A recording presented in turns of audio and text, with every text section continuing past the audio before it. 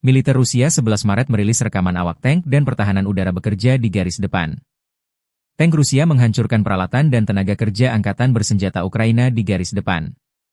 Serangan tank dipandu operator drone, penembakan terhadap target dilakukan dengan pengeluaran amunisi yang minimal.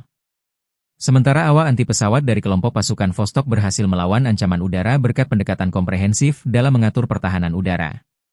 Persenjataan unit tersebut meliputi sistem rudal anti pesawat Buk dan Strela 10, serta sistem rudal anti pesawat portable Verba.